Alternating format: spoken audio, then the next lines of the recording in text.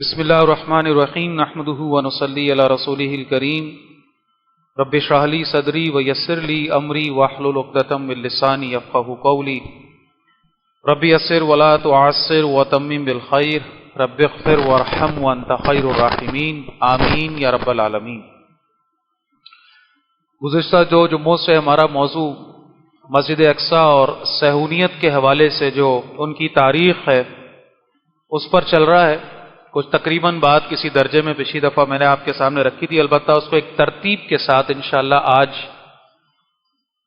سامنے رکھتے ہوئے اب جو ایک اہم ترین بات ہے کہ آگے جو ہونے والے حالات و واقعات جو ان کی احادیث مبارکہ میں اللہ کے نبی صلی اللہ علیہ وسلم نے پیشین گوئی فرمائی ہے، اس کا کچھ اشارتاً تذکرہ کرتے ہوئے میرے اور آپ کے کرنے کا کام، یہ انشاءاللہ آج ذہن میں ایک پورا موضوع اللہ تعالیٰ آسانی فرمائے۔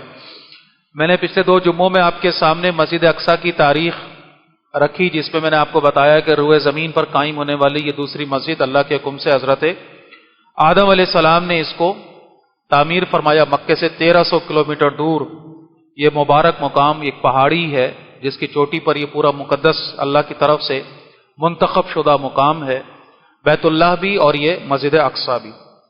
حضرت نوح علیہ السلام کے بیٹے سام جو ہیں ان کا نام آتا ہے کہ جنہوں نے اس کو دوبارہ سے پھر تعمیر کیا۔ پھر اس کے بعد ابراہیم علیہ السلام جن کو اللہ تعالیٰ نے جد امجد بنایا انبیاء کا، اور ان کی نسل سے پھر تمام انبیاء جو ہیں وہ مبعوث ہوئے ہیں، وہ پھر اس اعزاز پر فائز ہوئے ہیں کہ انہوں نے ان دونوں گھروں کو اللہ کے حکم سے تعمیر فرمایا، بیت اللہ کو بھی اور مسجد اقصی کو بھی۔ اور اس کے بعد یہ ترتیب آگے بڑھتی رہی ہے، وہ تفصیل میں نے آپ کے سامنے رکھی کہ کس طرح بنی اسرائیل جو ہیں وہ اس پورے ادوار سے گزراتے فلسطین سے مصر سے واپس فلسطین موسیٰ علیہ السلام کے ساتھ، پھر وہاں سے راندہ درگاہ ہوتے ہوئے بالآخر اللہ کی طرف سے نصرت، اور پھر ان کا وہاں پر فتح یاب ہونا، پھر وہاں پر اپنی سلطنت کا قیام، بہت بڑی عروج کی ایک پوری سیریز ہے، حضرت داؤد علیہ السلام، سلیمان علیہ السلام، پھر ان کے بعد زوال کا معاملہ، پھر وہ ترتیب سامنے آتی ہے، اور اس کے بعد پھر بخت نصر کا ان پر حملہ، اور اس کے بعد دوبارہ سے پھر وہ ترتیب کے جس کے اندر ان کا زوال کی طرف جانا، پھر دوبارہ اللہ کی طرف سے مدد کا آنا عزیر علیہ السلام کے دور میں، پھر دوبارہ سیکنڈ ٹیمپل کی تعمیر، پھر اس کے بعد وہ چلتے چلتے پھر وہ زوال کا معاملہ، پھر رومی سلطنت کے ہاتھوں ذلیل و رسوا ہوئے ہیں، اور پھر 70 عیسوی میں کس طرح سے پھر دوبارہ وہ سیکنڈ ٹیمپل، یعنی جس وقت ہم مسجد اقصی جو کہہ رہے ہیں اصل میں یہ پوری مبارک جگہ جہاں پر انہوں نے اپنا یہ معبد خانہ بنایا ہوا ہے، اور اس کے بعد پھر اس کا گرایا جانا جو آج تک وہ گرا ہوا ہے، اور تھرڈ ٹیمپل بنانے کی ان کی جو ایک خواہش ہے کہ جس کی بنیاد پر انہوں نے پورے اپنے مذہب کی بنیاد اس وقت رکھی ہوئی ہے۔ یہودیت تو ختم ہو گئی اصلاً، اب ان کا صرف ایک ہی ہے ضد، اور وہ ضد یہ ہے کہ انہوں نے اپنے اس معبد خانے کو جس کو یہ تھرڈ ٹیمپل کہتے ہیں دوبارہ بنانا ہے، جس کا نقشہ یہ بنا چکے ہیں، جس کے آرکیٹیکچرل ڈیزائنز وغیرہ یہ بنا چکے ہیں، اس کو وہ شو بھی کر چکے ہیں۔ اور اسی طرح وہ یہودی جو اب صہیونی بن چکے ہیں، یہ بھی میں نے تفصیل سے آپ کے سامنے کچھ تھوڑی سی ترتیب آج بھی رکھ دوں گا، جن کا عزم یہ ہے کہ پوری دنیا میں ان کی حکومت کسی طریقے سے قائم ہو، اور اس صہیونیت میں ان کے ساتھ ان کی سپورٹ میں وہ عیسائی بھی شامل ہیں جن کو ہم صلیبی کہتے ہیں۔ وہ اصل عیسائی وہ بھی نہیں ہے، وہ بھی اپنے مذہب سے دور ایک اس جنونیت کے اندر ہیں کہ جو پوری دنیا پر قابض ہو کر، دنیا کے وسائل پر قابض ہو کر دنیا کے لوگوں کو، انسانوں کو اپنا غلام بنانا چاہتے ہیں۔ اور یہ وہ لوگ ہیں، میں نے آپ کے سامنے بھی رکھا وہ ساری ترتیب کے سیتنسٹ ہیں، شیطان پرست ہیں، شیطان کی پوجا جو اصل ہیں، اور انہوں نے پوری دنیا کو اپنے قبضے میں لے کر، اور یہ بھی تبدیل میں نے آپ کے سامنے رکھی کہ کس طرح سے انہوں نے بڑی ذہانت کے ساتھ دنیا کے ہر اس وسائل کے اوپر قبضہ کیا، ہر اس ضرورت کو انہوں نے اپنے گھر کی باندھی بنایا، فوڈ انڈسٹری پر ہو یا فارماسیوٹیکل انڈسٹری کی بات کریں، انٹرٹینمنٹ انڈسٹری کے نام پر، شوبز کے نام پر یا اسپورٹس کے نام پر، بہرحال انہوں نے پوری دنیا کے لوگوں کو اپنا غلام بنا کر اپنا تابع اور اپنا محتاج کرنے کا یہ پورا سلسلہ جو صدیوں پر محیط ہے، یہ 2-4 دن کی کہانی نہیں ہے، صدیوں کی بہرحال یہ پلاننگ اور منصوبہ بندی کا نتیجہ۔ بہرحال اس کے بعد وہ ترتیب میں آگے بڑھتے ہیں کہ یہ مسجد اقصی جو ہے پھر مسلمانوں کے پاس آئی ہے حضرت عمر فاروق رضی اللہ تعالیٰ عنہ کے دور میں، اور اس کے بعد پھر وہ ترتیب چلتی رہی، اس کی تعمیر مزید بہتر سے بہتر ہوتی رہی۔ عبد الملک بن مروان جو ہے، جو کہ ولید بن عبد الملک کا بیٹا ہے، اس نے 688 عیسوی میں جو ہے یہ اس کی تعمیر کی ہے، گنبد صخرہ جسے ہم کہتے ہیں، قبۃ الصخرہ بھی جو کہلاتی ہے جگہ، گولڈن جو ڈوم ہے، یہ جو ہے بنایا گیا، یہ وہ جگہ ہے مبارک جہاں سے رسول اللہ صلی اللہ علیہ وسلم معراج کے لیے تشریف لے گئے تھے. اور اس کے بعد مسجد عمری جس کو ابتداً کہا گیا اور بعد میں پھر اسی کو مسجد اقصی، اس وقت ہم جس کو مسجد اقصی کہتے ہیں، حضرت عمر فاروق رضی اللہ تعالیٰ عنہ کی بنائی ہوئی وہ جگہ ہے. یہ وہ جگہ ہے کہ جو عبادت کے لیے مخصوص رہی ہے، اور یہاں عمر فاروق رضی اللہ تعالیٰ عنہ نے پھر مسجد بنا کر یہاں نماز ادا فرمائی تھی، اور اسی مسجد کی پھر تعمیر آگے مختلف اموی خلیفہ وغیرہ کے دور میں وہ ہوتی رہی. پھر سلیبی جو ہے وہ نکل کر آئے ہیں جنہوں نے یہ دعویٰ کیا کہ یہ ہماری جگہ ہے، جبکہ میں آپ کے سامنے رکھ چکا ہوں کہ عیسائیت جو تھی، اصل عیسائیت، وہ اچھی طرح اس بات پر ایگریڈ تھی کہ یہ جگہ ہماری نہیں ہے، اور انہوں نے اس کو حوالے کیا تھا بہوش و حواس عمر فاروق رضی اللہ تعالیٰ عنہ. لیکن سلیبیت کا جو ایک کہہ لیجیے مزاج یا ایک ان کے اندر سے اپنے اندر سے بغاوت آئی ہے، انہوں نے پھر کہا نہیں جی یہ تو ہماری، انہوں نے واپس لینے کے لیے جنگیں کی، پھر ان کے پاس گئی سلطان صلاح الدین ایوبی نے ان سے واپس لیا. یہ ساری ترتیب آپ کے سامنے آ گئی. درمیان میں کچھ باتیں جو آپ کے سامنے اشارتاً آئی تھی، میں وہاں سے آپ کو کچھ میجر جو ہماری تاریخ کا، انسانی تاریخ کا حصہ وہ رکھ رہا ہوں. اس میں ایک بہت بڑا جو ایونٹ ہے وہ امریکہ کی دریافت جس کو کہا جاتا ہے، 1492 عیسوی ہے. کرسٹوفر کولمبس، اس کے سر یہ صحرا باندھا جاتا ہے. ملکہ زابیلا جو برطانیہ کی ملکہ ہے، اس نے اس کو فری ہینڈ دیا تھا اور تجارت کے راستے ڈھونڈنے کے لیے بھیجا. یہ گیا ہے اور اس نے یہ تاریخ میں جو دعویٰ کیا جاتا ہے کہ جناب امریکہ کو انہوں نے دریافت کیا. ترتیب میں نے آپ کے سامنے رکھی تھی، اور ہنری فورڈ جو کہ بہت بڑا تاریخ دان ہے، 1920 میں اس نے وہ کتاب لکھی تھی انٹرنیشنل جیوز، جس میں بہت سارے انکشافات کیے تھے، پر اس کتاب پر بین بھی کیا گیا.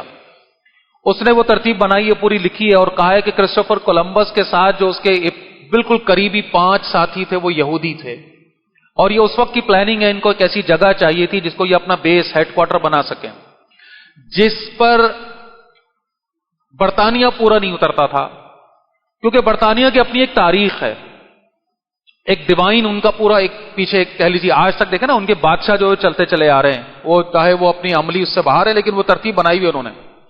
تو ان کے پاس کچھ ریسٹرکشن تھی جہاں یہ اپنے وہ مقاصد پورے نہیں کر سکتے تھے. وہ سپورٹ تو کر سکتا تھا، مین ہیڈ کوارٹر بیس نہیں بن سکتا تھا، لہٰذا انہوں نے باقاعدہ اس جگہ کے لیے اس کو جس کو اب ہم امریکہ کہتے ہیں اس کو سلیکٹ کیا، یہاں پر آباد کیا باقاعدہ لا کے بڑی ترتیب کے ساتھ. اور یہ جو بنایا انہوں نے نیو یارک کو جب بسایا ہے تو باقاعدہ انہوں نے اس کو یروشلم ثانی، سیکنڈ یروشلم جو کہے جس کو یہ کہتے ہیں، یہ نام دیا باقاعدہ، اور اٹھان وہیں سے بنائی. اور اس کی اٹھان کیا ہے؟ دنیا کو لڑاؤ اور لڑنے کا جو اکوپمنٹ ہے، اسلحہ، وہ ہم بنائیں گے. جتنا لڑے گی دنیا اتنا یہ پھلیں گے پھولیں گے. آج پوری دنیا کے اندر جنگیں ختم کر دیں، امریکہ ویسی دھک سے بیٹھ جائے گا. یہ اس کی پالیسی سمپل سی ہے. بہرحال وہاں سے انہوں نے اس کو بنایا. آج بھی اس کے دیکھیے ایویڈنسز اگر آپ دیکھنا چاہیں، مثال کے طور پر آپ ڈالر کو دیکھ لیجئے. ڈالر کا جو نوٹ ہے $1 کا، آپ اس کو دیکھیے، اس میں آپ کو ایک تو پیرامڈ بنا ہوا نظر آئے گا. یہ پیرامڈ کیا کر رہا ہے امریکہ کے کرنسی کے اوپر؟ پیرامڈ کہاں ہوتے ہیں؟ مصر میں. تو پیرامڈ کیوں بنایا بھائی؟ امریکہ کا کیا لینے دینا اس سے؟ لینا دینا یہ ہے بھائی کہ یہ کس نے بنائے تھے؟ تاریخ اگر اٹھا کے دیکھیں، یہ بنی اسرائیل غلام تھے نا مصر میں، اور فرعون جو ہے ان پر ظلم کرتا تھا، اور ایک پورا اس کے اندر تھیوری موجود ہے کہ یہ بنی اسرائیلی غلام تھے کہ جن کو ان کا استحصال کر کے یا ان کے ساتھ ظلم ستم کر کے ان سے مزدوری لے کر یہ سارے جو ہے بڑے بڑی عمارتیں جو ہے فرعون نے بنوائی تھیں. تو لہٰذا یہ اس کو اون کرتے ہیں، یہ کہتے ہیں یہ ہماری چیزیں ہم نے بنائی ہے اور ہم اس پر قابض ہوں گے. انہوں نے جو نقشہ اپنا بنایا گریٹر اسرائیل کا، اس میں سارے علاقے شامل ہیں. عراق بھی ہے، لبنان بھی ہے، اردن بھی ہے، مصر بھی ہے، یہاں تک کہ جہاں جہاں ان کی تاریخ. اور کیونکہ یہ مدینے میں بستے تھے، چاہے وہ بنو قینقاع، بنو قریظہ، بنو نذیر اور خیبر، جہاں سے مسلمانوں نے ان کو بے دخل کیا ہے نا. اگر ہم تاریخ سے ناآشنا ہیں تو اپنی جگہ ہماری بدقسمتی یہ ہے کہ ہم انٹرنیشنل حالات بھی ہمیں نہیں پتہ چلتے. تو تقریباً کوئی 5 سے 6 سال پہلے باقاعدہ ایک پروٹیسٹ کیا تھا اسرائیل کے اندر یہودیوں نے، اور ایک ریلی نکالی تھی جس کے اوپر خواتین نے باقاعدہ وہ اٹھائے ہوئے تھے پلے کارڈز، اور ان پر ایک وہ اخبار میں آیا بھی تھا، اس پہ لکھا ہوا تھا اے مسلمانوں تم بھول گئے ہو خیبر کو، ہم نہیں بھولے. انہوں نے لکھا ہوا ہے اس کے اندر. تو یہ تو اپنی بچوں کی، اپنی نسلوں کی تربیت کر کے ان کو بتا رہے ہیں. لہٰذا انہوں نے جو نقشہ گریٹر اسرائیل کا بنایا ہے اس میں وہ علاقہ بھی شامل کیا مدینے کا، اور ان کا دعویٰ ہے کہ یہ ہمارا ہے. اور وہ اس کو واپس لینے کی پوری کوشش، یعنی وہ جو نقشہ ہے اس میں، اسی لیے ہر وہ جگہ جہاں بنی اسرائیل کا رہا ہے پچھلا تاریخ میں، اس کو یہ اپنے گریٹر اسرائیل، نیل سے فرات تک کا جو یہ، اور یہ جو ان کا جھنڈا ہے، اس جھنڈے کے اندر بھی سمبولیکلی انہوں نے اسی شے کو شو کیا ہے کہ نیل سے فرات پورا جو ہے یہ ان کا ہے جس پر یہ قابض ہوں گے. بہرحال پھر میں نے آپ کے سامنے رکھا تھا کہ سودی نظام ان کا، کہہ لیجئے کہ ان کی کامیابی جو بھی دنیاوی اعتبار سے ہے، اس کا سب سے بڑا جو ان کا پلر ہے وہ سود ہے. بینکنگ نظام کے ذریعے پوری دنیا کے انسانوں کو انہوں نے غلام بنایا ہوا ہے. امریکہ ان کا غلام ہے، ان کی دسترس میں ہے، ہمیشہ سے تھا. اس کی پوری اندر جو ہے یہ بسے رہے ہیں، اس کی پورے انفراسٹرکچر میں شامل رہے ہیں، ان کی حکومتوں میں شامل رہے ہیں. میں نے پہلے آپ کے سامنے بات رکھی تھی، پہلی جنگ عظیم ہوئی ہے، اس کے اندر جن ملکوں میں ہو رہی ہے، دونوں طرف کے وزرائے خارجہ کی تاریخ اٹھائیے، یہودی ملیں گے. دوسری جنگ عظیم میں اٹھا لیجیے، بڑی بڑی دونوں قوتیں ہیں جو آپس میں ٹکرا رہی ہیں، دونوں طرف کے وزرائے خارجہ آپ کو یہودی نظر آئیں گے. اس وقت بھی امریکہ کا وزیر خارجہ کون ہے؟ یہودی ہے، جن کی کوشش یہ ہے کہ تیسری جنگ عظیم، کیونکہ جب جنگ عظیم ہوتی ہے نقصان کس کو ہوگا؟ دو بڑی کہہ لیجیے ڈیوائن جو اس وقت مذہب ہیں، عیسائیت اور اسلام، مسلمان، ان کو آپس میں لڑوائیں گے. فائدہ کس کا ہوگا؟ یہودی. انہوں نے ٹوئن ٹاور کا پورا ڈرامہ کیا جس کو وہاں کے لوگوں نے ہی ڈسکلوز کیا. 4000 یہودی اس دن چھٹی پڑتے جس دن یہ ٹوئن ٹاورز گرائے گئے. پوری پلاننگ کی گئی. کیوں؟ کیونکہ ان کو پورا ترتیب بنانی تھی نا، ان کو حالات لے کر آنے ہیں. یہ وار آن ٹیرر کا جو انہوں نے تماشا شروع کیا باقاعدہ، اور جس کو یہ لے کر جا رہے ہیں اپنی اس پلاننگ کے تحت. بہرحال تو اسلحہ، بارود، یہ ان کی کامیابی. سودی نظام، یہ ان کی کامیابی. پھر دوا ساز کمپنیاں، فوڈ انڈسٹری، کاسمیٹکس، شوبز کی دنیا، کھیل کی دنیا، بینکنگ کا پورا سیٹ اپ ان کا. پھر دوسری چیز جو ان کے لیے بہت بڑی سپورٹ اس وقت دنیا میں بنی ہوئی ہے، وہ ہے بے حیا تہذیب. یہ بے حیا تہذیب ان کا پلر، ان کی بنیاد، ان کی طاقت ہے. پچھلے زمانے کا الہاد جو تھا نا، اللہ کا انکار، خدا کا انکار، وہ اس بنیاد پر ہوتا تھا کہ جس میں دلائل دیے جاتے تھے عقل کی بنیاد پر، حواس کی بنیاد پر، کہ بھئی اللہ کو ثابت کرو، خدا کو ثابت کرو. بڑے بڑے ملحد آئے اور الحمدللہ اللہ کے بندوں نے ان کے تمام دلائل کا جواب عقل سے اور حواس سے، انہی کے جو بنائے ہوئے اصول ہیں انہی پر رہتے ہوئے دیا الحمدللہ، اور ان کو غلط ثابت کیا. اللہ کا شکر ہے. لیکن انہوں نے اب جو چیز الہاد جس بنیاد پر انٹروڈیوس کروایا، خاص طور پر ہماری نسلوں کو، نوجوان نسلوں کو، اس کی بنیاد جو ہے نا وہ کسی امپیریسزم پر نہیں ہے، ریشنلزم پر، یعنی عقل پر، حواس پر، لاجک پر، شعور پر نہیں ہے. اس کی بنیاد ہے ماڈرنزم یا پوسٹ ماڈرنزم. اور ماڈرنزم کی کوئی بیس نہیں ہوتی، کوئی دلیل نہیں ہوتی. انسان کو تفریح کی بیماری لگا دو، بس تفریح، بے حیائی، بے ہودگی، انٹرٹینمنٹ، اور اسی کے ترتیب میں آپ آتے چلے جائیں تو آج یہ اس حد تک کامیاب ہو گئے کہ میری آپ کی جیبوں میں یہ موبائل نام کا یہ دجال جو ہے وہ ہمیں ہر وقت انٹرٹین کیے رکھتا ہے، ہر وقت اپنے اندر لگائے رکھتا ہے. اس طرح سے اس کو بنایا ہے کہ جب جیسی ہم اس کو اٹھاتے ہیں ہمارے دماغ سے ایسے نیورو ٹرانسمیٹرز ریلیز ہوتے ہیں جو ہمیں خوشی دیتے ہیں، مزہ دیتے ہیں، سرور دیتے ہیں، اطمینان دیتے ہیں. لہٰذا انسان نہیں چاہتا کہ وہ اس سے دور رہے. ہر تھوڑی دیر کے بعد اس کو اندر سے ایک ارج ہوتی ہے اور فوراً موبائل اٹھاتا ہے، اسکرین اٹھاتا ہے، دیکھتا ہے، لیپ ٹاپ وغیرہ وغیرہ وغیرہ. اس حد تک انہوں نے اسی پلاننگ کے ساتھ چلتے چلتے، یعنی اس میڈیا کا جو میں آپ کو بتا رہا ہوں، اس بے حیا تہذیب کو دماغوں کے اندر انڈیلنے کے لیے. پھر اس کے بعد فحاشی کی جو انڈسٹری ہے، اللہ ہمیں اس سے دور ہی رکھے، بس صرف بتانے کے لیے ظاہر بتا رہا ہوں، وہ اس حد تک پروان چڑھ چکی ہے. اس کی ڈیولپمنٹ، اس کے اندر جو بتایا جاتا ہے کہ یہ جو ٹیکنالوجی جس لیول پر جا چکی ہے ہم تصور بھی نہیں کر سکتے. اللہ تعالیٰ ہمیں بچا کے رکھے اس سے. تو انہوں نے اس کے ذریعے سے ہمارے نوجوانوں کو مفلوج کر کے، کھوکھلا کر کے، بےکار کر کے، بالکل اندر سے جیسے چلتے پھرتے نوجوان نظر آ رہے ہیں، اور باڈی بلڈنگ کر کے انہوں نے کچھ ہوا بھر لی اپنے سینوں میں اور بازوؤں میں، اندر سے کچھ بھی نہیں ہے، کھوکھلے بالکل. ایمان نہیں ہے نا. ان سے کہو کہ ذرا 2 گھنٹے کے لیے کھڑے ہو جاؤ کسی محنت میں، کسی مظاہرے میں، کوئی بینر لے کے، تو ان کا یہ حال ہو جاتا ہے کہ جیسے زبان باہر نکال کر ہانپنے لگتے ہیں. تو فوڈ انڈسٹری انہوں نے اپنے قبضے میں کی. پہلے معیار دیا، معیار دیکھیں، انہوں نے ایسے نہیں سب کچھ اپنے ہاتھ، معیار دیا. آپ ایک لوکل کوئی فوڈ کا آئٹم خرید رہے ہیں، آپ کو معیار نہیں مل رہا. ان کا آئٹم خرید رہے ہیں، یار کیا بات ہے، کیا معیار ہے. آہستہ آہستہ اس معیار کے نام پر انہوں نے ایڈکٹڈ کیا، ایڈکٹڈ.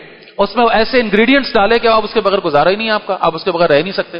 آپ کو دودھ لینا ہے تو آپ کو انہی کی کسی کمپنی کا جا کے اپنے بچے کے لیے دودھ لینا پڑے گا. آپ کسی لوکل کا لیں گے، آپ کو وہ نتائج اس طرح سے نہیں ملیں گے. تو کیموفلاج کیا، چیزوں کو لے کر آئے اور کرتے کرتے اپنے اوپر ڈپینڈنٹ کرتے کرتے آج اس لیول پر لے کر آئے۔ پھر میں نے آپ کے سامنے وہ بات بھی رکھی کس طرح برطانیہ خاص طور پہ اس کی مہروں کے اندر یہ گئے ہیں، ریڑھ کی ہڈی پوری قبضے میں۔ پھر امریکہ تو ہے ہی سارا کا سارا ان کے اپنے کنٹرول کے اندر، اسی طرح روس، جرمنی، فرانس، یہ سب کے سب اگر آپ ان کا انٹرنل پورا اٹھا کے دیکھیں، جس کو ہم آج کی ٹرم میں اسٹیبلشمنٹ کہتے ہیں، بیوروکریٹس کہتے ہیں، جو بھی ہم اس کو نام دیں، سارا کا سارا آپ کو ملے گا جہاں پر یہ یہودی ایسی ایسی کی پوسٹ پر موجود ہیں کہ یہ عیسائی جو ہے نا، یہ پوری عیسائی دنیا یہ ان کے آگے سر جھکا کر رکھنے کے لیے مجبور ہے۔ پھر ایک اشارتاً بات تیزی سے کر دیتا ہوں جو لاسٹ ٹائم بھی آئی تھی کہ حضرت سلیمان علیہ السلام کے تخت کے نیچے سے جو ان کو ملے تھے وہ سارے صحیفے، جن کے بارے میں کہا جاتا ہے کہ جس میں وہ جادو ٹونے کے حوالے سے جو انہوں نے بین کر کے دفنا دیے تھے تاکہ وہ انسان اس سے دور رہیں، وہ ان کے ہاتھ لگے کہا جاتا ہے، جس کی بنیاد پر انہوں نے پھر پلاننگ کی ہے، بہت کچھ کیا ہے۔ سیتنسٹ ہوں یا ایلومناٹی، آرڈر آف ایلومناٹی جس کو ہم کہتے ہیں، ابھی آ جائیے 1 مئی ہم نے بھی منایا گھر میں بیٹھ کر دیر تک سو کر، چھٹی کا دن۔ کون سا دن ہے بھائی؟ مزدور کا دن ہے، مزدور کا دن۔ دنیا میں پورے چھٹی ہوتی ہے۔ کیا ہے یہ 1 مئی 1776؟ یہ آرڈر آف ایلومناٹی کا برتھ ڈے ہے جناب، اٹھائیے تاریخ دیکھیے، جس دن اس کی تاسیس ہوئی، جس دن 1776 1 مئی، پوری دنیا کی چھٹی کرواتے ہیں یہ، تصور کیجئے ذرا۔ اور ہم تو جناب علی ہماری اوقاتی حیثیت کیا ہے کہ ہم کسی چیز کے اوپر اپنی بات بھی رکھ سکیں۔ اور 1776 اس کے ڈالر پہ بھی لکھا ہوا ہے، اگر آپ امریکہ کا ڈالر دیکھیں، جس کو عموماً یہ کہا جاتا ہے کہ یہ امریکہ کی جو ہے وہ ڈسکوری یا آزادی وغیرہ، حالانکہ یہ سب تماشا ہے۔ تو بہرحال پھر فری میسنری کا پورا کنسپٹ دنیا کے اندر انہوں نے پہلے بھی میں نے رکھا تھا کہ وہ بالکل لوور لیول پہ اپنے بندے، پھر وہ ترقی کرتے کرتے ان کی اولادیں ان کی اولادیں ان کی اولادیں، اب جتنی بڑے بڑے CEO لیول کے، مینیجنگ ڈائریکٹر کے لیول کے، اسی طرح حکومتوں کے اندر بڑی بڑی لیول پہ جو منسٹرز ہیں یا بیوروکریٹس ہیں، اسٹیبلشمنٹ سب میں، ججز عدالتوں کے، پھر جہاں جہاں دنیا میں تحریکیں برپا ہوئی ان تحریکوں کے اندر بڑے بڑے لیڈرز، اللہ تعالیٰ ہمیں محفوظ فرمائے۔ تحریک آزادی پاکستان کے بھی بعض لیڈرز کے بارے میں یہ انکشافات موجود ہیں کہ وہ فری میسنری کا حصہ تھے، واللہ عالم۔ یہ تو باتیں میں آپ کے سامنے ساری وہ رکھ رہا ہوں جو کتابوں میں لوگوں نے رپورٹ کی ہیں، جو بتائی ہیں، جو اہل دانش نے پوری تحقیقات کر کے لکھی ہیں۔ باقی ان کی کتنی حقیقت، کتنی سچائی، کتنا جھوٹ، کتنا وہ تو اللہ جانتا ہے۔ ہم تو وہ ترتیب جو کہ آپس میں لاجیکلی چیزیں جڑی ہوئی ہیں آپس میں ایک دوسرے کے ساتھ، میں وہ آپ کے سامنے رکھ رہا ہوں۔ پھر میں نے آپ کو اس کا لنک بھی سمجھایا تھا، وہ تخت داؤدی، تھرون آف ڈیوڈ، جس پر داؤد علیہ السلام کی تاج پوشی ہوئی تھی، آج ایگزیکٹلی وہ پتھر کہاں موجود ہے؟ برطانیہ کے شاہی محل میں، اور برطانیہ کا ہر بادشاہ اسی کے اوپر وہ کرسی کے اندر لگایا اور اسی پر بیٹھ کر اس کی تاج پوشی ہوتی ہے، آج تک یہ ترتیب چل رہی۔ اب آ جائیے ان کی جو تحریک برپا ہوئی ہے نا، یہ صہیونیت جسے ہم کہتے ہیں، اس کو اگر ہم اٹھا کے دیکھیں تو سب سے ایک بڑا نام جو ہمیں ملتا ہے تاریخ میں وہ ہے نیپولین بوناپارٹ، فرانسیسی کمانڈر ہے، بڑی فتوحات کی ہیں اس نے، اور تاریخ میں ایک فاتح کے طور پر اس کا ایک بڑا غلغلہ ہے۔ اور یہ اتنا تو کنفرم نہیں ہو سکا کہ خود صہیونی تھا کہ نہیں تھا، لیکن اتنا طے ہے کہ اس کے اندر بڑی ہمدردی کے جراثیم دیکھے گئے ان کے حوالے سے، کیونکہ یہ ڈائسپورا کا دور چل رہا ہے، ابھی تتر بتر ہے، خاموشی سے اپنے کام کر رہے ہیں، ان کی کوئی بھی نہ کوئی ریاست نہ کوئی سلطنت، اور بالعموم ذہن میں رکھیے گا کہ ان کے خلاف نفرت پائی جاتی ہے، اور مسلمانوں میں اتنی نفرت نہیں پائی جاتی، عیسائیت میں زیادہ نفرت۔ عام عوام کی بات ہو رہی ہے، عام عوام کی بات ہو رہی ہے، ٹھیک ہے؟ عام عوام ان سے نفرت کرتی ہے، ان کو دھتکارتی ہے، تحقیر کرتی ہے، اندر ہی اندر یہ ساری ترتیب چل رہی ہے، اوپر ہی اوپر ان کے وہ جو ہے وہ مہرے فٹ ہوتے چلے جا رہے ہیں۔ اس دور کے اندر نیپولین بوناپارٹ نے باقاعدہ تحریک اٹھائی کہ یہودیوں کے ساتھ خیال کرنا چاہیے، ان کو رحم کرو، ان کے ساتھ اچھا سلوک کرو، اور ان کا حق ہے کہ ان کو ایک الگ سے ریاست بنا کر دو۔ یہ ترتیب چلتے چلتے 1840 کا مشہور واقعہ ہے، برطانیہ کے وزیر خارجہ نے، آپ سوچئے برطانیہ کا وزیر خارجہ ہے، اس نے خط بھیجا ہے سلطان ترک سلطنت جو اس وقت چل رہی تھی ہماری خلافت عثمانیہ، اس کے سلطان کے نام خط بھیجا کہ بھائی یہ بیچارے بڑے مظلوم ہیں، ان کے ساتھ آپ خیال کریں اور ان کو فلسطین میں کچھ زمینیں خریدنے کی اجازت دیں۔ انہوں نے صاف انکار کر دیا، اور روایتیں جو چیزیں بتائی جاتی ہیں کہ مٹھی اٹھا کے کہا کہ اتنی مٹی پر بھی ان کا حق میں کسی صورت برداشت نہیں کروں گا۔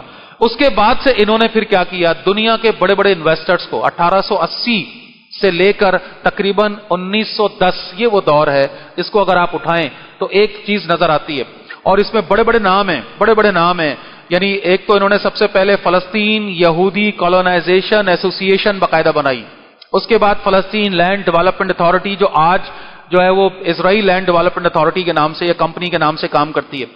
پھر ایک جیوش نیشنل فنڈ بنایا گیا برطانیہ کے اندر. دنیا بھر کے بڑے بڑے لوگوں کو، اب ظاہر دیکھیے ذہن میں رکھیے بینکنگ کے نظام کے ذریعے، کیونکہ دنیا کے بڑے بڑے سرمایہ دار، اب لاجیکل بات ہے، میں آپ کو سادہ سے مثال دے رہا ہوں بات کو سمجھانے کے لیے. فرض کریں کہ میں کوئی ہوں اور میرے پاس اربوں خربوں ڈالر پیسے ہیں، اور وہ رکھے ہوئے کہاں ہیں؟ وہ رکھے ہوئے اس بینک میں جس بینک کی چابی یا اس کا سارا مشینری کون ہے، وہ یہ ہیں. میرے خربوں ڈالر اگر وہاں، اربوں ڈالر وہاں رکھے ہوئے ہیں، تو مجھے بتائیے میں ان کے آگے کچھ چوں بھی کر سکتا ہوں؟ یہ اگر بند کر دیں، قبضہ کر لیں، کہتے جاؤ بھائی نہیں دے رہے، کیا کر لو گے آپ؟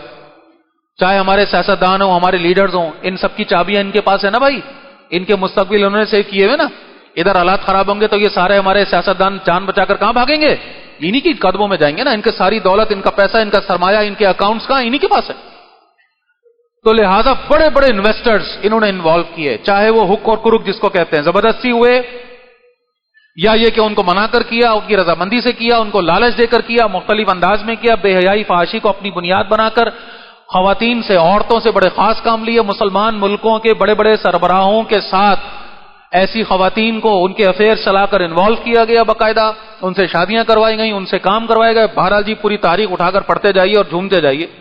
اور بالآخر انہوں نے فلسطین کے اندر سب سے پہلے جو غیر اہم کم آباد علاقے وہ زمینیں خریدنا شروع کی. پھر خریدتے خریدتے خریدتے کئی ہزار ایکڑ انہوں نے خریدتے چلے گئے. 1882 میں چھوٹا سا شہر وہاں انہوں نے ڈکلیئر کروایا برطانیہ کے ذریعے، اور صرف 3000 یہودی تھے اس وقت وہاں پر.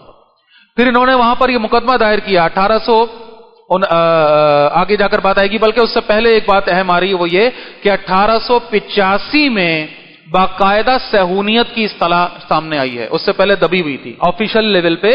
زائنزم جس کو ہم کہتے ہیں، جس کا مطلب مقصد صرف کیا تھا؟ دنیا کے اندر یہودیوں کو سپورٹ کرنا اور ان کو ان کا کھویا ہوا حق جو ہے وہ چھینا ہوا حق واپس دلانا، جس کی دنیا بھر میں سپورٹ کی گئی. پھر جیوش اسٹیٹ کے نام سے 1895 میں باقاعدہ ایک کتاب سامنے آئی ہے جو بڑی مشہور ہوئی، اور دنیا بھر کے بڑے بڑے سیاستدانوں نے اس کو سپورٹ کیا اس بنیاد کو کہ بھئی یہودیوں کی اپنی ایک مملکت، ایک سلطنت وغیرہ وغیرہ ہونی چاہیے.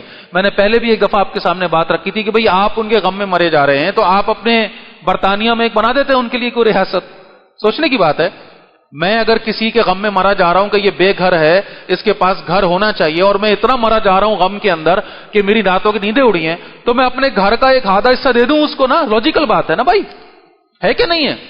یا کوئی ایسی زمین خرید کر دوں جو کسی کی بھی نہیں ہے اور اس پر اس کو آباد کر دوں، ہے نا یہ مسئلہ. لیکن اگر میں آپ کے گھر میں گھس جاؤں اور آپ کو اسلحہ دکھا کر بولوں بھائی یہ بیچارہ مظلوم ہے، بے گھر ہے، یہ تمہارے گھر میں رہے گا، تمہارے، تو یہ لاجک بنتی ہے اس کی کوئی؟ او بھائی آپ کو غم ہے تو آپ دو نا اپنے گھر میں.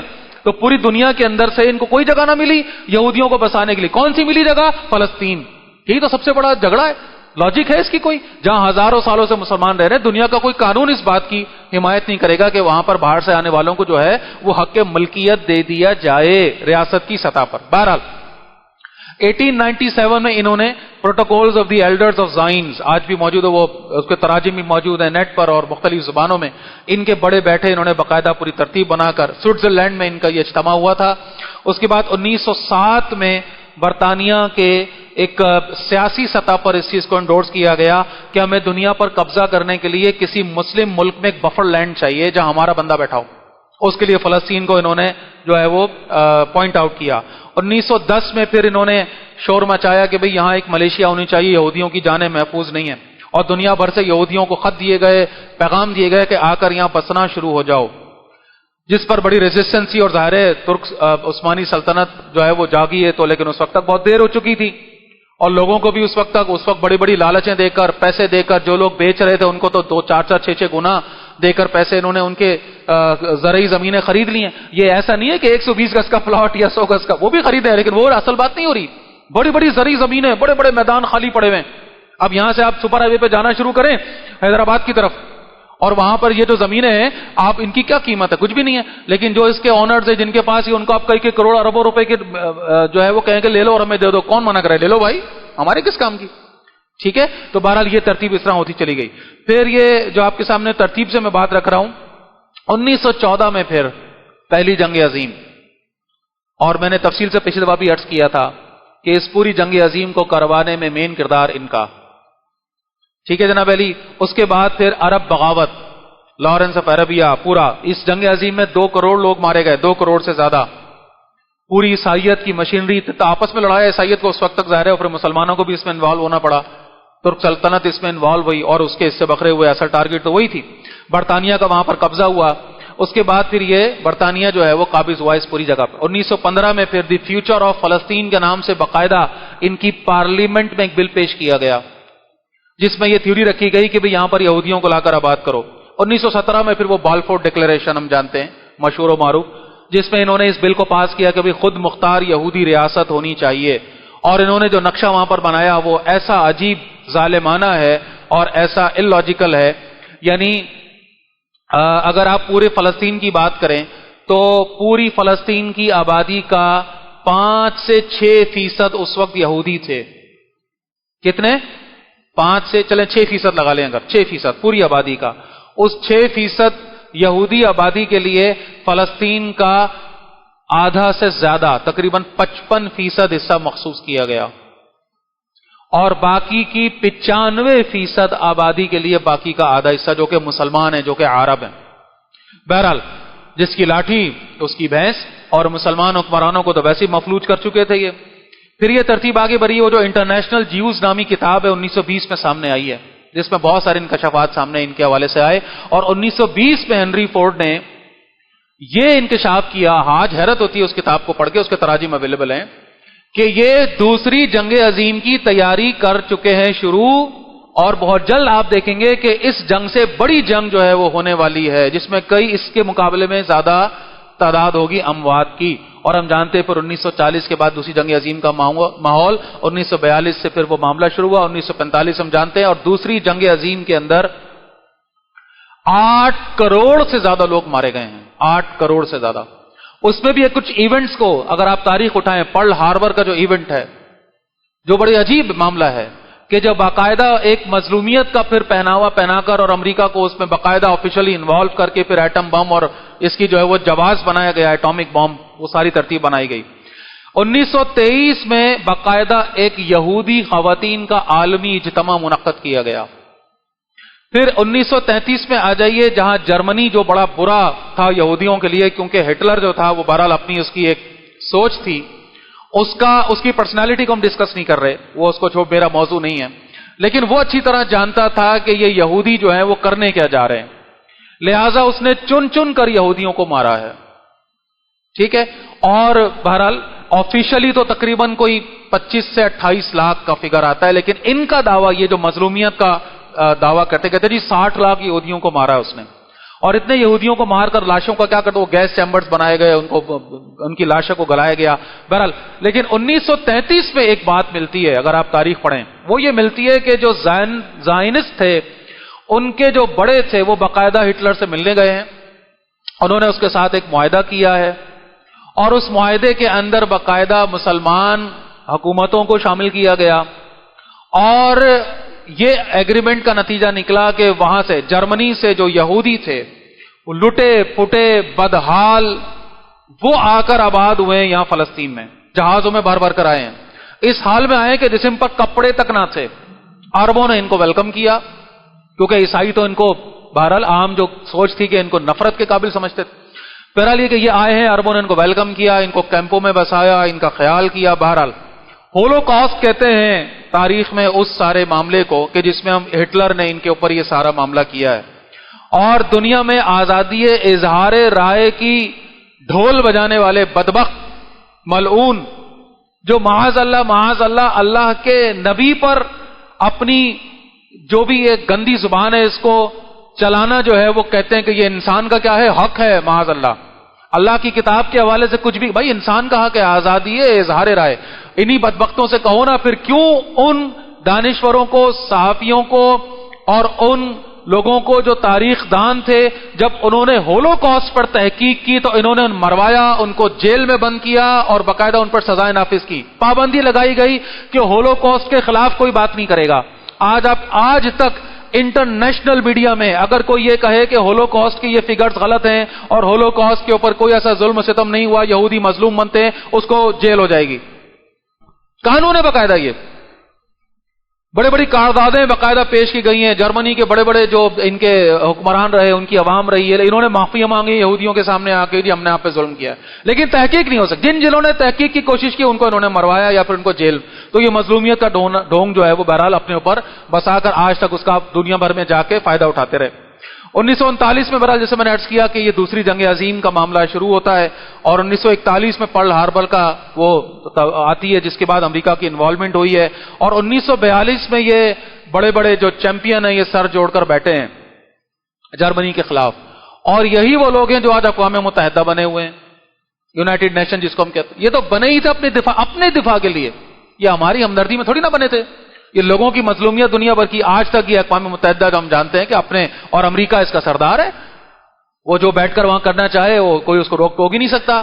جمہوریت کا راگ الاپنے والے دنیا بھر میں انسانی اور آزادی, اظہار رائے اور لوگوں کے اظہار کا ان کا خیالات اور یہ اور وہ اور ان کی رائے اور ان کے حقوق اور ان کا ووٹ کرنے والے, جب سارے کے سارے ووٹ ایک طرف, وہ امریکہ بہادر اس کو ویٹو کر کے اپنی چلاتا ہے. کس قانون کے تحت, کس قانون کے تحت؟ پھر کہتے ہیں نہیں جی یہ تو جمہوریت ہے اور ہم اس کے چیمپئن ہیں.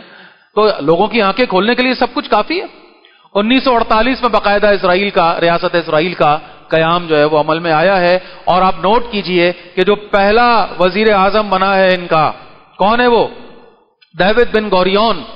یہ کون ہے؟ یہ اس وقت کی عالمی صہیونی تنظیم کا سربراہ ہے. مزیدار بات یہ ہے کہ یہ ڈسون کرتے ہیں کہ جی ہمارا صہیونیت سے کوئی تعلق نہیں, ہمارا زائنزم سے کوئی تعلق نہیں. اور اسرائیل بنانے کے بعد, ریاست اسرائیل بنانے کے بعد پہلا وزیر اعظم کس کو بنایا؟ گوریون کو. اور وہ علل اعلان آن ڈکلیئرڈ جو عالمی زائنسٹ جو ان کی تنظیم ہے اس کا سربراہ تھا. اب کون ہے جا کر جو اپنا سر دیوار میں نہ مارے اس غصے میں کہ یار یہ کیا کہہ رہے ہیں اور کیا کر رہے ہیں, اور افسوس کس بات پہ ہوتا ہے؟ ان کے کرنے پہ افسوس نہیں ہے بھائی. دیکھیں بھائی وہ تو دشمن ہے, اللہ کے دشمن ہے, اللہ کے دین کے دشمن ہے. وہ جو کر رہے ہیں وہی کرنا ہے انہوں نے. یعنی آپ اللہ کے یہ ساری باتیں بتانے کا مقصد یہ نہیں کہ یہ انہوں نے کیوں کیا, بھائی وہ تو کریں گے. لاجیکل بات, مطلب شیطان کسی کو بہکائے اور آپ کہیں یار شیطان نے تو اچھا نہیں کیا, تو یہ تو لاجک نہیں بنتی بات کہنے کی. شیطان کا کام کیا ہے؟ بہکانا. وہ تو اللہ کا دشمن ہے, اللہ کے بندوں کا دشمن ہے. افسوس کہاں ہوتا ہے, حیرت کہاں ہوتی ہے, دل کہاں دکھتا ہے جب ہمارے اپنے ان باتوں کو سمجھ نہیں پاتے. جب ہوتا ہے افسوس کہ بھائی یہ ساری باتیں دیکھو تو صحیح, تاریخ اٹھا کے پڑھو, کتابیں پڑھو, پتہ چلے دنیا میں. اور ہمیں جو سمجھا دیا گیا اور مدہوش کیا ہوا, مدہوش فلموں میں, ڈراموں میں, کھیلوں میں, کوئی نہ کوئی, ہر کوئی کہیں نہ کہیں پھنسا ہوا ہے اور مدہوش ہے. مدہوش نشے کے اندر ایک انجیکشن لگا کے وہ چرس پی کے سونگ کے اندر ٹن پڑے ہوئے اپنی دنیا میں. اور اس کے بعد مادہ پرستی کی وہ لہر جو ہمارے دماغوں میں ڈالی گئی. پہلے یہ مادہ پرستی بری سمجھی جاتی تھی, اور ہمیں پرانی بات بہت نہیں ہے, ہمارے دادا کے دور کی ہمیں باتیں یاد ہیں. پیسہ, مال, دولت, اس کو بری نگاہ سے کسی نہ کسی اور کیا ہوا, اب تو اس کو باقاعدہ اپنا ایمان بنا لیا گیا, ایمان بنا لیا گیا. اب تو صورتحال یہ ہے کہ اب پیسہ کمانا زندگی کا, اور یہ کوئی ازم نہیں رہ گیا, یہ تو دل و جان بن چکی ہے. اسکولوں کا, کالجوں کا, نظام تعلیم کا مقصد کیا ہے؟ پیسہ کمانے کے قابل بننا ہے. پیسہ, مال, دولت, اسٹیٹس. اور بہرحال جی یہ ترتیب آگے آگے. پھر اس کے بعد اسرائیل کے قیام کے بعد فوراً عرب اسرائیل جنگیں کی گئیں, اور میں اس پر تبصرہ کرنے سے قاصر ہوں. سمجھ نہیں آتا, یقین کریں سمجھ نہیں آتا. یعنی چند 100 لوگ بھی ان کے لیے کافی ہوتے ہیں. یہ اتنے بزدل ہوتے ہیں, میدان جنگ کے کھلاڑی نہیں ہے یہ یہودی, یہ سازشیں کرنے میں اور بیک پر بیٹھ کر. لیکن ایسا کیا ہوا کہ عرب ریاستیں ناکام ہو گئی ہیں, ان کی فوجیں ناکام ہو گئی. ان کے حکمرانوں کا کردار بڑا مشکوک ہے بھائی, بڑا مشکوک. یقین کریں افسوس ہوتا ہے, بات عجیب سمجھ نہیں آتا. بہرحال اللہ کی طرف سے جو اس کا اذن ہے یہ معاملات ہوئے, اور یہ اتنا سا ذرا سی وہ ریاست اسرائیل, اور اس کی بیک پہ البتہ ٹھیک ہے برطانیہ, امریکہ اور وہ ساری اپنی جگہ, اور سارا اسلحہ ان کو دیا گیا, پیسہ ان کو دیا گیا, سب کچھ سہولتیں. آج تک دنیا کی جدید سے جدید ریسرچ لیب ان کے پاس ہے, بڑے سے بڑا اسلحہ دنیا کا ان کے پاس ہے. اور یہ کہ یہ پھیلتے چلے گئے, اور اس کے بعد ہم جانتے ہیں کہ یہ آج اس وقت پورے فلسطین کے اوپر قابض ہو چکے ہیں. اور غزہ میں جو کچھ ہو رہا ہے اس کے اوپر بھی بہرحال ایک تبصرہ اپنی جگہ موجود ہے, وقت کی کمی ہے. 2001 کا وہ ڈرامہ جو 9/11 کا انہوں نے کیا, کیا کسی سے ڈھکا چھپا ہے؟ سب جانتے ہیں. کس طرح سے وہ ڈرامہ کرنے کے بعد انہوں نے مسلمانوں کو ایک اینگل سے دنیا کے لوگوں کے سامنے، لیکن بہرحال یہ اپنی چالیں چل رہے ہیں، اللہ تعالیٰ اپنی تدبیریں فرما رہا ہے، اور اس تدبیر کا نتیجہ یہ ہے کہ آج بھی دنیا میں سب سے زیادہ جو مذہب، جو دین قبول کیا جا رہا ہے وہ اسلام ہے۔ لیکن اس کا دوسرا پہلو سن لیجئے، آپ کو پتا ہے سب سے زیادہ چھوڑے جانے والا مذہب کون سا ہے؟ وہ بھی اسلام ہے، وہ بھی اسلام ہے۔ وہ موروثی مسلمان جو اپنے ماں باپ سے ورثے میں لے کر پیدا ہوئے ہوئے مسلمان بن کے تیزی کے ساتھ اس مذہب کو چھوڑ رہے ہیں۔ 2013 کے گیلپ سروے کے مطابق ار ریلیجن ایک ٹرم یہ یوز کرتے ہیں، جس کی تعریف یہ ہے کہ ایک شخص سے سوال کیا جائے، جی آپ کے خیال میں مذہب کا ہماری زندگی میں کیا عمل دخل ہے، کوئی ہے بھی کہ نہیں ہے؟ اور وہ بولے کوئی عمل دخل نہیں ہے، یہ سب بیکار کی بات ہے، ٹھیک ہے؟ اس کو کہتے ہیں ار ریلیجن۔ 2013 کے سروے کے مطابق پاکستان میں 6% لوگوں کا جواب تھا یہ ہاں، مذہب کا کوئی تعلق نہیں ہے عملی زندگی سے، ار ریلیجن کے کرائٹیریا پہ پورا اتر گئے۔ اور یہ ار ریلیجن کیا ہے؟ یہ الہاد کی پہلی اینٹ ہے۔ ایک شخص جب یہ طے کر لے کہ مذہب کا ہماری عملی زندگی سے کوئی لینا دینا، پریکٹیکل لائف سے کوئی تعلق نہیں ہوتا، پھر اگلا اسٹیپ ایگنوسٹسزم جسے کہتے ہیں کہ بھائی یہ مذہب ٹھیک ہے، ہوتا ہوگا کچھ، ہمیں سے کوئی اللہ ہوتا ہوگا، مجھے نہیں پتا، ہے تو ٹھیک ہے، نہیں ہے تو ٹھیک ہے، چھوڑ دیں۔ اور پھر اگلا اسٹیپ کیا ہوتا ہے؟ وہ ایتھیزم ہے، انکار، کوئی اللہ نہیں ہے، کوئی خدا نہیں ہے۔ اور آج اس وقت ہمارے یعنی 2013 کا 6%، آج تو کہتے ہوئے بھی زبان لڑکھڑاتی ہے کہاں پہنچ گیا ہوگا معاملہ، اور ہم آنکھیں بند کی غفلت میں اپنی اپنی دنیا میں مگن ہیں۔ بہرحال جی، اب اس ترتیب آگے بڑھا رہے ہیں۔ اب یہ اس وقت جو سچویشن ہے، یہاں سے جلدی سے بات آگے لے کے جاتے ہیں، جو نظر آ رہی ہے اس میں ان کے وہ مذموم مقاصد ہیں۔ اس وقت جو پچھلا ایونٹ ہوا ہے ایران اور اسرائیل کا آپس میں یہ جو کلیش ہوا، اس کے پیچھے بڑی کانسپریسیز ہیں، میں اس تفصیل میں نہیں جا رہا، لیکن ایک بات طے ہے کہ اس وقت جو موجودہ صورتحال ہے، اسرائیل تو پاگل ہوا ہے، دیوانہ ہوا ہے کہ جنگ کو بڑھایا جائے، جنگ کو بڑھایا جائے۔ ایران کا کردار بڑا مشکوک ہے، مجھے نہیں سمجھ آتا، میں اس پر تبصرہ نہیں کر رہا، لیکن اس کا اس وقت پورا زور لگا ہوا ہے کہ تیسری عالمی جنگ چھیڑی جائے، جس کا الٹیمیٹ فائدہ ہر صورت کس کو ہونا ہے؟ صہیونیت کو، اسرائیل کو ہونا ہے۔ یہ طے، جب تک وہ جنگ نہیں چھڑے گی، جس کی حدیث میں بڑی تفصیل کے ساتھ بہرحال پریڈکشنز موجود ہیں، اور وہ ہونی ہے، اللہ کے نبی نے فرمایا ہونی ہے تو بھائی ہونی ہے۔ اب اس کے پیچھے کی تفصیلات جو حدیث میں آتی ہیں وہ یہ ہے کہ یہ پوری کوشش میں ہے کہ کسی طرح سے مسجد اقصی کو گرایا جائے۔ یہ کامیاب ہوں گے یا نہیں ہوں گے، اس حوالے سے حدیث میں صراحتاً کوئی بات نہیں ہے، لیکن ہمارا انشاءاللہ ایمان یہ ہے کہ یہ اپنے اس مذموم مقصد میں کامیاب نہیں ہو سکیں گے انشاءاللہ۔ لیکن بہرحال ان کا پورا پلان موجود ہے، اور باقاعدہ بڑے بڑے لوگوں نے ایویڈنسز کے ساتھ یہ بات بتائی ہوئی ہے کہ انہوں نے پوری اندر کی بنیادیں تک کھود ڈالی ہیں۔ کچھ لوگ ہیں جو تفصیلات ہمارے سامنے رکھتے ہیں۔ بہرحال ایک تو وہ تابوت سکینہ جو ان کے لیے بڑی اہمیت رکھنے والا تابوت ہے، جس میں موسیٰ علیہ السلام کی کچھ باقیات ہیں، ہارون علیہ السلام کی کچھ باقیات ہیں، تورات کی وہ ابتدائی تختیاں ہیں جس کو لے کر یہ جنگوں پر جایا کرتے تھے، جس کو یہ بڑی اہمیت دیتے ہیں، جو ان سے بہرحال چھینا گیا پھر واپس دیا گیا، وہ تفصیلات تاریخ میں موجود۔ یہ ان کا جب ٹیمپل ٹوٹا ہے تو اس میں کہیں یہ دفن ہو گیا، یہ اس کی تلاش میں ہیں۔ بعض کہتے ہیں بخت نصر اپنے ساتھ لے گیا، اس نے توڑ پھوڑ دیا، واللہ عالم اس کی تفصیلات، لیکن بہرحال کچھ کہتے ہیں ان کو یہ مل بھی چکا ہے، کچھ کہتے ہیں یہ ان کے پاس ہے۔ اب یہ اس پہلی اینٹ کی تلاش میں جس اینٹ سے انہوں نے اپنا تھرڈ ٹیمپل سٹارٹ کرنے کو، بہرحال مذہبی جنونیت ان کے اندر بہت زیادہ ہے، ان کو وہی اینٹیں چاہیے جس سے ان کا سیکنڈ ٹیمپل بنا ہوا تھا، اور ان کے عقیدے کے مطابق کہیں تہخانے میں وہ موجود ہیں، کہیں نہ کہیں اندر زیر دبی، اس کی تلاش کر رہے ہیں۔ جیسے ہی وہ 1 یا 2 یا 3 اینٹیں ان کو مل گئیں، انہوں نے اپنے اگلے سٹیپ پر جانا۔ یہ تابوت سکینہ ان کو چاہیے، وہ اینٹیں ان کو چاہیے جن کی یہ تلاش میں ہیں، اور جن کی جو پہلی اینٹ یہ رکھنا چاہتے ہیں۔ جس دن وہ ان کو مل گئی، اور اس طرح کی کوئی 2-4 اور ان کے ریچولز کہہ لیں اپنے، ان کو پورے کرنے ہیں، اور اس کے بعد انہوں نے مسجد اقصی کو گرا کر اپنا تھرڈ ٹیمپل وہاں بنانا ہے۔ اور مسجد اقصی گرانے کی بہرحال ان کی جو پہلے بھی کوششیں کرتے رہے، تاریخ میں موجود ہیں چیزیں، اور کیوں ان کا یہ مقصد یہ ہے کہ کسی طرح یہ جنگ شروع ہو، یہ جنگ آگے بڑھے، یہ جنگ چھڑے، آگ کی یہ جو بھی کہتے ہیں ہولی یہ کھیلی جائے دنیا میں۔ اور ان کا جو اس پوری جنگ کا مقصد کیا ہے کہ ایک طرف مسلمان اور ایک طرف عیسائیت، ان دونوں دنیاؤں کو آپس میں لڑایا جائے، جس کا فائدہ یہ بھرپور طریقے سے اٹھائیں اور پھر اپنا گریٹر اسرائیل یہ قائم کریں۔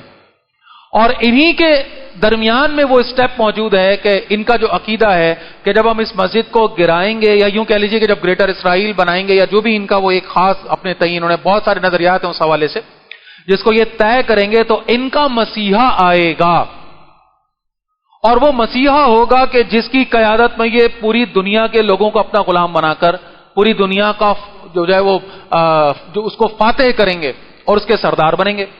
ان کا جو وہ اپنے تئیں سوچا ہوا مسیحا ہے، اگر آپ لنک کریں ساری چیزوں کو احادیث میں، یہی ہے وہ دجال اکبر، وہ کانا دجال جس کی اللہ کے نبی صلی اللہ علیہ وسلم نے احادیث میں بڑی تفصیل کے ساتھ ہمارے سامنے تفصیلات رکھی، جس کے بارے میں فرمایا گیا کہ ہر نبی نے اپنی امت کو اس کی جو ہے وہ آمد کی پیشخبری دی ہے اور اس سے محفوظ رہنے کی تلقین کی ہے۔ البتہ اس دجال کے آنے سے پہلے جو دجالیت ہے، دجل کہتے ہیں فریب کو، دھوکے کو، نظر آتا ہے کچھ اور ہے کچھ۔ عرب میں یہ جو لفظ استعمال ہوا نا، عرب میں کرتے یہ تھے کہ کسی بھی دھات پر سونے کا پانی چڑھا دیتے تھے تو نظر آتا تھا وہ کیا ہے، گولڈ، حالانکہ وہ کوئی اور دھات ہے، لوہا ہے یا کچھ اور ہے، پیتل ہے یا تانبا ہے، اس کو وہ کہتے تھے دجل۔ وہاں سے یہ لفظ لیا گیا، دجال، جھوٹا، فریبی، جس کی احادیث تفصیل سے موجود ہے۔ میرا ارادہ ہے انشاءاللہ اگلی دفعہ دجال اور اس کی کچھ احادیث اس کے حوالے سے اور قیامت کی جو نشانیاں تفصیل کے ساتھ رسول اللہ صلی اللہ علیہ وسلم بیان فرمائیں، انشاءاللہ اگلی دفعہ زندگی رہی موقع رہا تو آپ کے سامنے رکھوں گا انشاءاللہ۔ تو یہ اس کے انتظار میں ہے کہ وہ آئے گا، ان کو لیڈ کرے گا اور اس کے ذریعے یہ پوری دنیا پر قابض ہوں گے اور اپنے تئیں جو کھویا ہوا مقام ہے وہ دوبارہ سے پائیں گے۔ اور یہ قیامت کی نشانیوں میں سے ایک نشانی ہے۔ 10 بڑی نشانیاں قیامت کی، 3 نشانیاں بیان ہوئی، اللہ کے نبی فرماتے ایک وہ ہے یعنی جس کی تفصیلات احادیث میں آتی ہے، علامات بعیدہ، جو رسول اللہ صلی اللہ علیہ وسلم ہی کے ساتھ دنیا میں ان کا معاملہ ہو گیا، شق قمر کا معاملہ ہونا اور خود رسول اللہ کا دنیا میں تشریف لانا، پھر اسی طرح خلفاء راشدین کے دور میں ایک بڑی آگ کا اٹھنا، یہ ساری وہ علامات بعیدہ جو پہلے کی ہیں، دور کی۔ پھر علامات متوسطہ جن کی تفصیلات اس طرح سے آتی ہیں کہ یہ چل رہی ہیں اس وقت سے لے کر قیامت تک چلتی رہیں گی۔ مختلف باتیں اگلی دفعہ تفصیل سے آپ کے سامنے رکھ دوں گا۔ بدترین لوگوں کا حکمران بن جانا، زنا کا عام ہو جانا، شراب نوشی کا عام ہو جانا، گانے والیوں کا عام ہو جانا، اپنی اولاد کو اپنا آقا بنا لینا، وہ اس طرح کے اشارے، ساری تفصیلات ہمارے سامنے ملتی ہیں۔ اور یہ علامات، اور پھر 10 بڑی علامات قریبہ جن کو کہا گیا، وہ 10 بڑی علامات ہیں۔ ان میں سے ایک علامت دجال ہے جو اس کا خروج ہوگا۔ 4 جگہ بتائی گئی، اگلی دفعہ رکھوں گا انشاءاللہ تفصیل سے، جہاں سے کہ یہ اس کے خروج کی تفصیلات رکھی گئی، جو لیڈ کرے گا۔ اور یہ احادیث کے مطابق بڑا طاقت والا، بڑی قدرت والا، بڑی اختیار والا ہوگا۔ اب اس کی اصل حقیقت تو اللہ جانتا ہے، اللہ کو پتا ہے کہ اس کی جو بھی یہ عارضی طاقت ہے کس انداز میں ہوگی، لیکن آج کے دور میں بہرحال انسان اگر اندازہ لگائے تو یہ ٹیکنالوجی، جیسے ایک بات آتی ہے کہ مشرق میں کہے گا تو مغرب میں اس کی بات سنی جائے گی، تو یہ تو اب کوئی ایسی بڑی حیرت انگیز بات ہم جانتے ہیں کہ نہیں ہے۔ پھر اسی طرح وہ جو بات آئی کہ ایک ہاتھ میں اس کے آگ اور ایک ہاتھ میں پانی ہے، حالانکہ معاملہ الٹا ہے۔ جو آگ نظر آ رہی ہے وہ کیا ہے؟ وہ سکون ہے، وہ آرام ہے۔ جو پانی نظر آ رہا ہے وہ اصل میں کیا ہے؟ وہ آگ ہے۔ آج ہمارے سامنے یہ مال و دولت، فریب، یہ مال و دولت دنیا، یہ رشتہ و پہ ہم، فریب سود و زیاں جس کو کہا علامہ اقبال نے، جس کے زوم میں ہم پاگل ہوئے میں، دیوانے ہوئے میں، اپنے اللہ کو بھول کر، اپنے دین کو بھول کر، اس مشینک لائف میں، ٹیکنالوجی کے اثر میں انتہا یہ ہے کہ ہمارا ایک دانشور، بہت سارے ہیں، میں صرف ایک اس وقت ذہن میں آ گیا، جو اپنی تقریر کرنے کے لیے کھڑا ہوتا ہے اور اس کے بعد کیا کہتا ہے؟ کہتا ہے کہ بھائی ایڈیسن رحمت اللہ علیہ، اور اس پر بیٹھے وہ لوگ تالیاں بجاتے ہیں، اور وہ کہتا ہے دیکھو نا وہی تو ہے، اصل میں اگر وہ نہ بلب ایجاد کرتا تو آج ہم اندھیرے میں بیٹھے ہوتے۔ یہ ہے اس مغلوبیت اور اس ٹیکنالوجی کے، اس دجل کے، اس فریب میں آ کر دفن ہو جانے کی مثال۔ ساری کامیابی صرف اور صرف دنیا اور دنیا کے ساتھ ریلیٹڈ۔ تو دنیا کے اندر اگر کوئی، میں اکثر مثال دے کر بس بات ختم کر رہا ہوں، اگلی دفعہ انشاءاللہ جس میں نے عرض کیا دجال اور اس کے حوالے سے کچھ باتیں آپ کے سامنے رکھوں گا۔ آج اگر یعنی ہم کہیں کہ جی نہیں جی ہم تو بچے ہوئے اس دجل سے، اور ہم تو جناب اپنے ایمان کی کسوٹی کے سمجھنے کے لیے عرض کر رہا ہوں، بات کو سمجھیے گا ذرا کھلے دل سے، پریکٹیکلی سمجھیے گا۔ میں اگر آپ سے کہوں کہ جی میرے سر میں درد ہے، میں آپ سے کہوں میرے سر میں اس وقت درد ہو رہا ہے، ایمانداری سے ذرا سوچئے ذہن میں کیا چیز آئی؟ ذہن میں کیا چیز آئی؟ پیناڈول یا کوئی بھی گولی، کوئی بھی ٹیبلٹ، ہے نا بھائی؟ ٹھیک ہے، کیا ہمارے کسی بھائی کے ذہن میں یہ بات سنتے ہی کہ جب میں نے کہا میرے سر میں درد ہو رہا ہے سورہ فاتحہ آئی؟ کسی کے ذہن میں وہ حدیث آئی جس پر اللہ کے نبی نے فرمایا تھا کہ جہاں درد ہو وہاں اپنا ہاتھ رکھ کر 3 دفعہ یہ پڑھو، 7 دفعہ یہ پڑھو، درد ٹھیک ہو جائے گا؟ اگر کسی کے ذہن میں آئی الحمدللہ الحمدللہ، اور اگر ذہن میں نہیں آئی اور ہم اس زوم میں ہیں کہ ابھی تک ہمارا ایمان برقرار ہے بھائی، ہم اس ٹیکنالوجی کے روب میں نہیں آئے ہیں، ہم اس مغلوبی، اور اب ڈیبیٹ کرتے ہیں لوگ. ہو سکتا ہے میری اس بات پر آپ میں سے کچھ لوگ بولے یار فضول بات کر رہے ہیں، ظاہر ہے سر میں درد ہوگا تو گولی کھائے گا نا آدمی، تو ٹھیک ہے ٹھیک ہے، اللہ کے نبی کو نہیں پتا تھی یہ بات، انہوں نے خامخواہ بول دیا سورہ فاتحہ میں شفا ہے، خامخواہ بول دیا انہوں نے یہ 3 دفعہ 7 دفعہ پڑھ لینا. معاذ اللہ، استغفر اللہ. بات کو سمجھے بھائی، میں اس کی نفی نہیں کر رہا، اسباب ہیں اپنی جگہ، اسباب ہیں، یہ سب اسباب ہیں، یہ اسباب ہیں. یہ گھوڑا ہے جس پر بیٹھ کر یہ سفر طے کرنا ہے، اس گھوڑے کو باپ نہیں بنانا. بات کو سمجھیں.